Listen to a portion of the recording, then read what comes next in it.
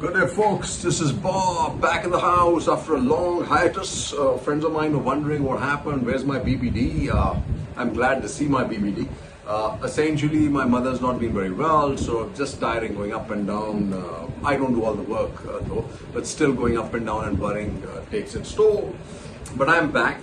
And today's, let me just, can I, before I start, request that please share as much as you can and subscribe.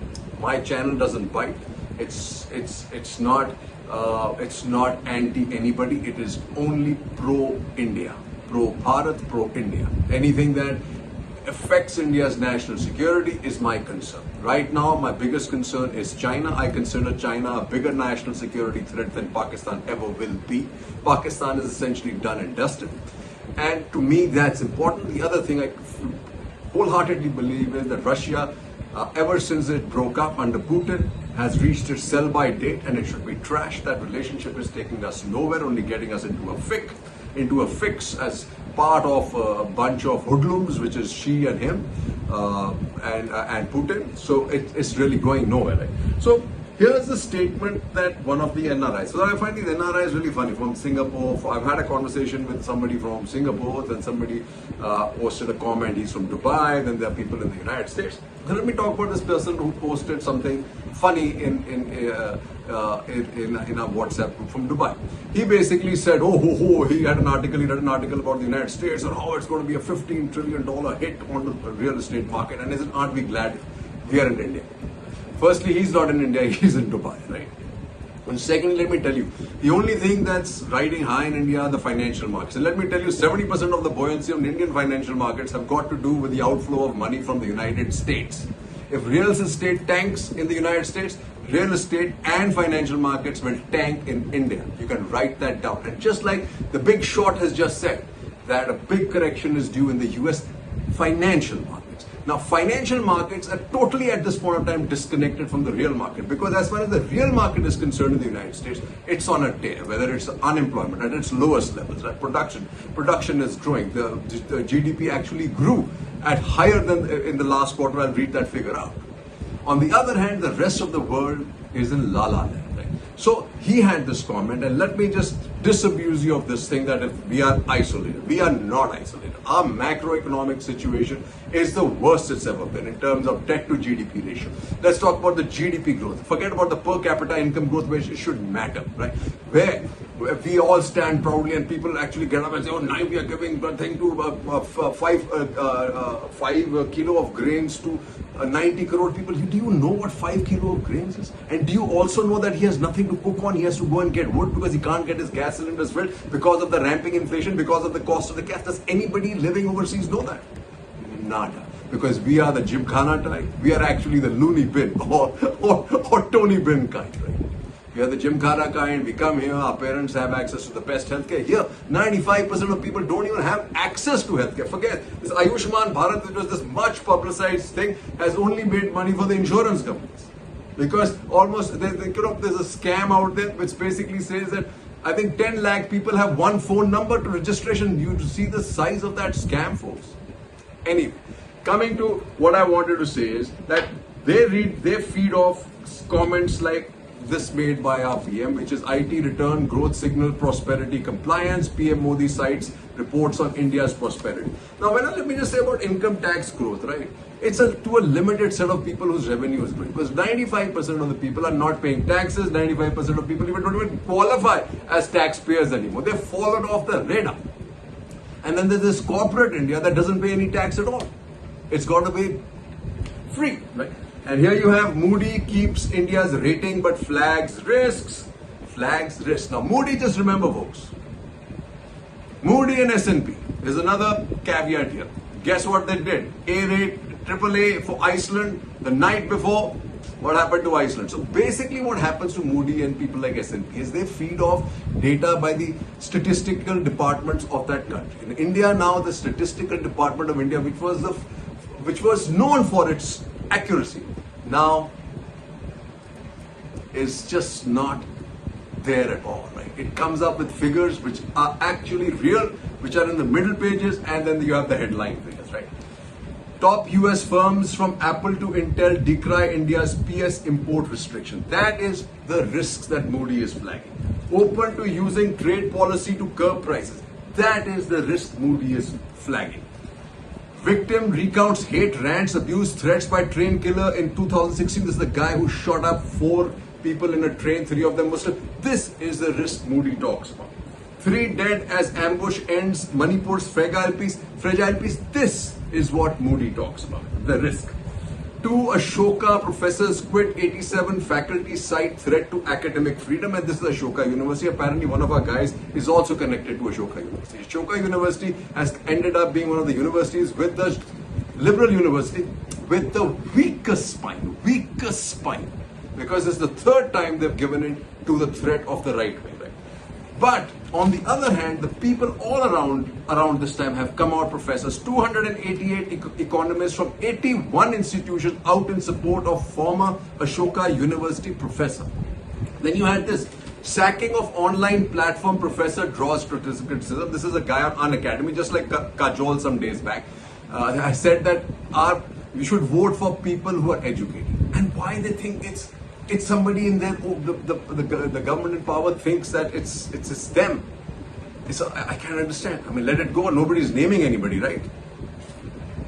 Moody bullish on growth, flags sectarian tension, curbs on dissent. And let me tell you, there's the same guy from Singapore who's been throwing the same thing at me. One of the funny things is this charity BS that comes from an NRIs is it just goes to another height, right? They pick up one school somewhere and they think they've done the greatest thing since sliced bread. Here's the thing, he keeps picking up the school and everybody's saying that national economic policy, the education has really improved. How could it be improved? Because on the other side, he's saying that he can't find people for his jobs. It's not because they are employed, folks. It's because they're not there, because our education system is in the bin.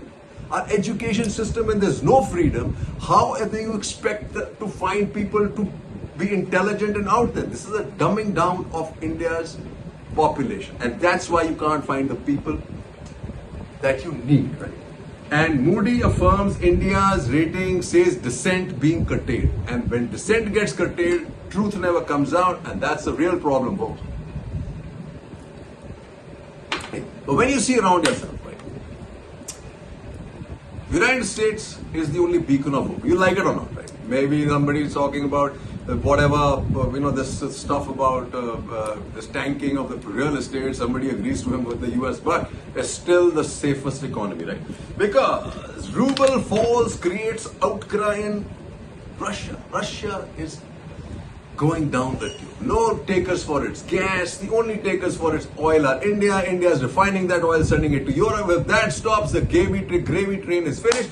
Just like the US has not stopped this. Not that they don't know.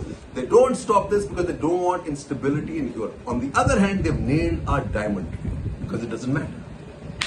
Diamond guys have got nowhere to go, right? They've shut shop. You don't even last I heard 30,000 people have been laid off in Gujarat. Go figure that, right? And why this is not going to get any better? For Russia, Ukraine to get F-16s from Dutch and Danes after US allows transfer. It's going to take 6 months to train the pilots, which means the US expects the war to continue way beyond 6 months because they're not going to give things that are going to fall into the hands of, guess who, Russia. But here is China, right? At its weakest point at this time. India also is at its weak point, which we don't disclose, but we are. Right? And I'll read that out in a little bit. China's exports stumbled by double digits in July. China foreign investment gorges, hits 25-year low. Not only investment, but the tourist inflow is down by 2/3. China finance giant alarms markets regulators with missed payments. Tesla cuts China price of top. Yuan falls to lowest since November as Chinese economy sputters. Dollar rise to more than 1 month high on China fears. Okay, you see that, right? All you lovers of America are haters of America. China's State Council issues norms to attract foreign investment, and it's not coming. The latest laws put out by the United States, out there, done. Economic woes deepen with housing market slump. They're looking for the largest housing companies looking for a restructured loan of about $3 billion or more in the US, right? Chinese trust firm clients say wealth product payout delayed. Oh God. Then what do you have? Battered by weather disasters, China confronts limits of its one-party system. Xi is using Putin for influence in Europe. I've got kept this because it's fallen. I mean, this whole gamut has fallen because now after Wagner, she knows, and the ruble going down the tube, she's figured out that was a bad investment, just like all other Chinese investment, right? China's charm offensive of Europe has totally failed. China, US have rival visions for Asia. They absolutely have it. From my experience, but from my understanding right now, Japan, South Korea, Philippines, Vietnam, Singapore also are more or less moved away and towards the United States. Right? China flags problems but few solutions to aid recovery. That's what happens when you are in an echo box, right? But on the other hand, like I said, US industrial production returns to growth in July. Manufacturing rises 0.5% in July, erasing prior month's decline. Now, folks, you out there in Dubai, figure this out before you make comments like that, right? And for India, let's talk India, right? Demand drops from fast food to fashion. Weak demand, limited price hikes weigh on India Inc.'s profit growth. Rupee falls to record $83.15 as US bond yields hit 16-year high. Inflation raises rate hike risks in India. Study. Rupee slips below $83 intraday, hits 9-month low. And this is this guy, my fancy guy from Singapore, it's intelligent guy. Biggest shipbroker says he, with confidence, no, Indian exports are doing well. I see all the data. But it kind of dumbfounded me because I've not seen those for 9-10 months. And here it is for him. Okay.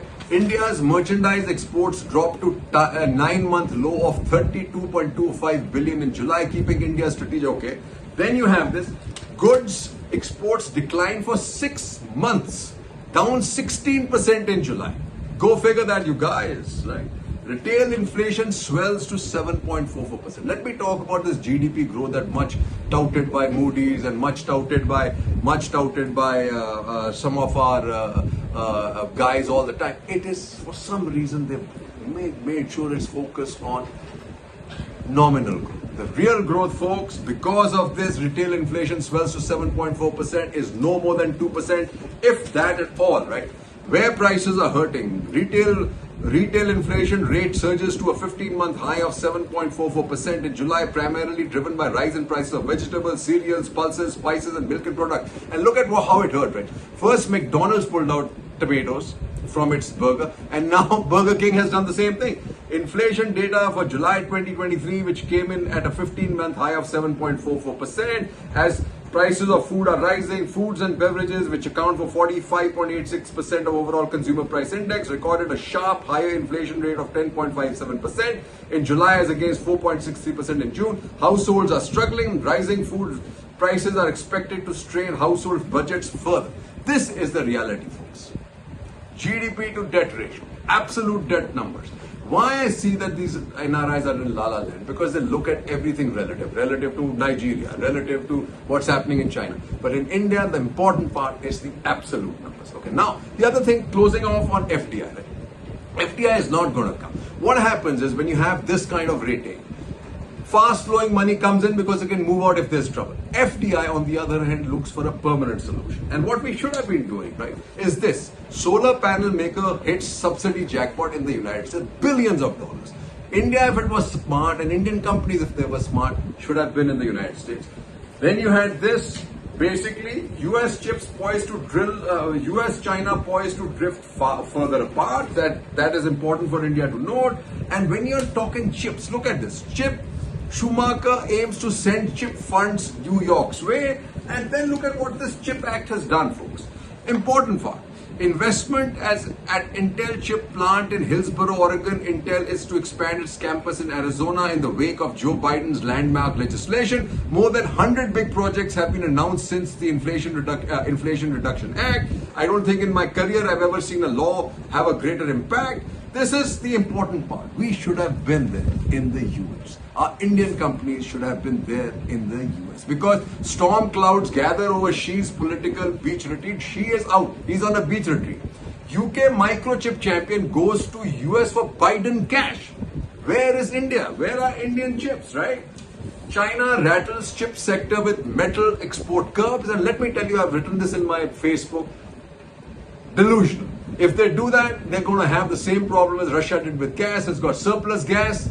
West always finds an alternative because it always had an alternative. They were the leaders of the pack, folks. And what we have to really worry about is that we have to worry about. And then we had this. We had Foxconn to pump in fresh 3,000 crores into Telangana. Foxconn starts making iPhone 15 in Tamil Nadu.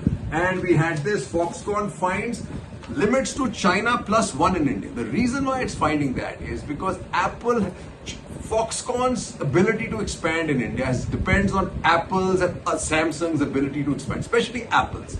Because Apple expands, Foxconn will expand. And I think that's where they're finding their limitations. But here we're finding some interesting stuff. Airbus to deliver first two C295 aircraft to IAF on September 13th. HAL, Safran, Chopper, JV to be in place within 3 months, an important thing. And there more dips after chips. National security concerns were front and center in the US latest decision to curb US investments in certain technology products in countries of concern. That includes China, folks. And so China is dead and dusted. Sorry for this larger than previous time episode. But folks, this is analysis. Please subscribe. 3 cheers and Jai Hind.